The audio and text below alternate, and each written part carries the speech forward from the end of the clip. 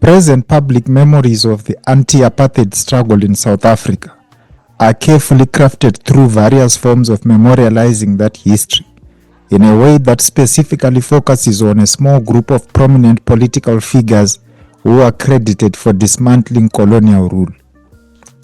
These dominant narratives have rendered the histories, lived experiences, and significant contributions of ordinary people invisible within the history of the anti-apartheid struggle. But history has taught us that based on their personalized experiences of colonialism, many ordinary men and women in South Africa were capable of formulating their own criticism of colonialism, which propelled them to challenge it, together with those prominent political figures who led political organizations.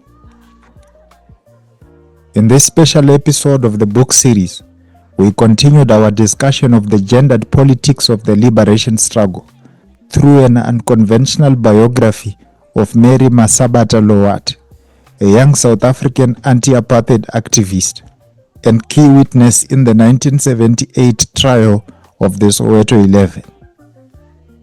We examine a new book entitled Voice, Silence and Gender in South Africa's Anti-Apartheid Struggle, The Shadow of a Young Woman.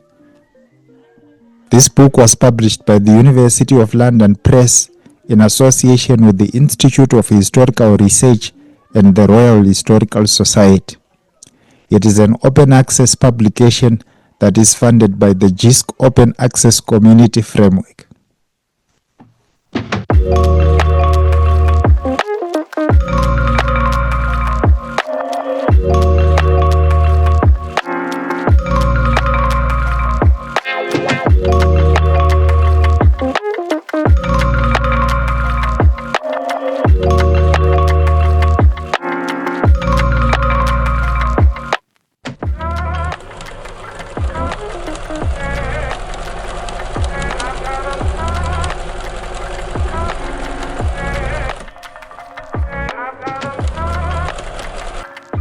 The role of women and the role of people that may not conventionally make it to what we quote unquote call the dominant narratives or the grant narratives of historical writing.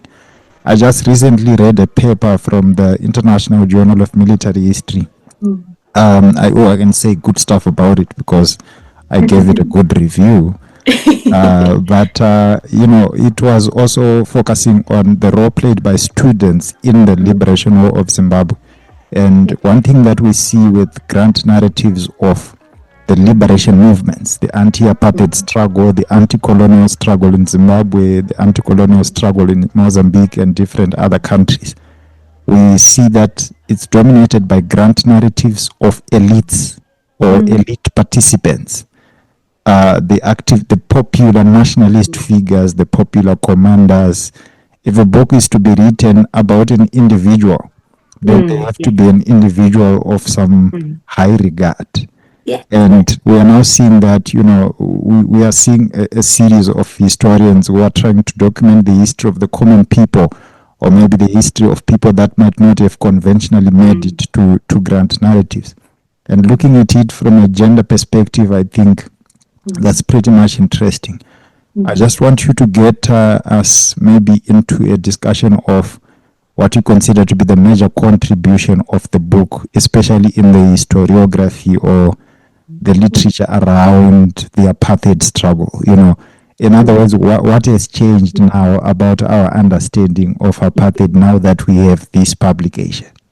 So I hope it really sort of follows on from what you just said there, in the sense that this young woman is not a typical subject of the kinds of histories that we have about the liberation movement, because in all sorts of ways she doesn't fit into the standard categories. She doesn't. She's very easy to miss. If you're telling a story about particular organizations, well, she crosses between different organizations. She doesn't belong to any one she doesn't have any one particular organizational home. She seems to move around. She does things which, she's an imperfect comrade, right? She testifies against some of her fellow comrades in court, that's something which a lot of people sort of don't come back from that position, and yet she does in her subsequent kind of political career, if you want to think about it that way. She does all sorts of other things which don't fit with the picture that we currently have about young women who were involved in the struggle. She is a beauty queen as well as an activist. She does all sorts of surprising and unusual things, which mean that she doesn't conform to what we sort of have expected, I guess, to find in histories of political activists. And that's why I think she's interesting, right? Because she can show us, first of all, that, if you like, those categories had to be made, and that actually real life is much kind of more messy and complex than that. And because she keeps not fitting in, she keeps getting kind of disciplined in all sorts of ways because she doesn't conform. She can show us how those processes of kind of how it is that someone like her, if you like, gets written out, because she just doesn't stick to the rules. Yeah.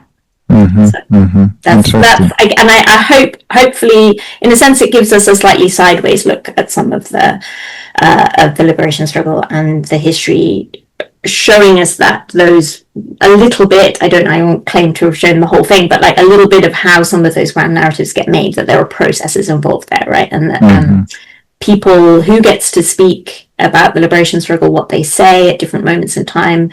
That's really, really crucial in terms of kind of forming these ideas about what is this history that's taking place as it unfolds. Mr. Brian does a lot of writing, especially of high school textbooks, which are largely consumed by students in high schools. And one thing I've noticed about those is that they are dominated by these, which we call grant narratives.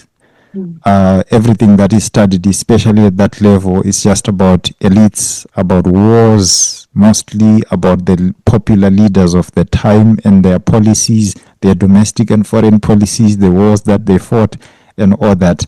And much attention isn't given to expose those students to other narratives, to other histories of common people and the roles that they played in some of these important movements that led to liberation and independence. So, Mr. Brian, I just want you to comment about that.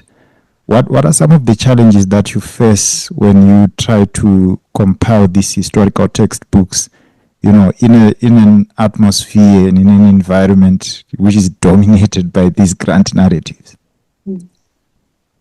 I think this is a very interesting question, and with a very interesting study at hand as well. Oh, nice. Because you will notice that for textbooks, the bias is already, on grant narratives. So it is also very crucial.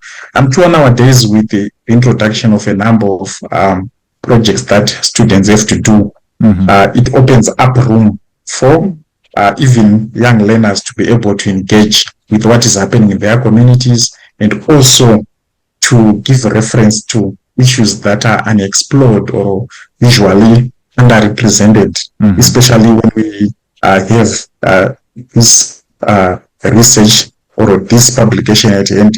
It is quite vital because it cuts across a number of issues. It's not only just a woman, but even if you look at the question of youth, the issue of age, I think is also engaged interestingly, because when you're dealing with the apartheid system, you would notice that it was not only silencing voices, and this silencing of voices was not only targeting black males, but the black males were also involved in silencing also other voices, which is something that, of course, I wouldn't want to preempt the book, but these are interesting dynamics that I do believe that even when these women or a woman becomes recognizable within the liberation movements, just to become a member, I think these are issues that are generally not really explored. And I think with the coming in of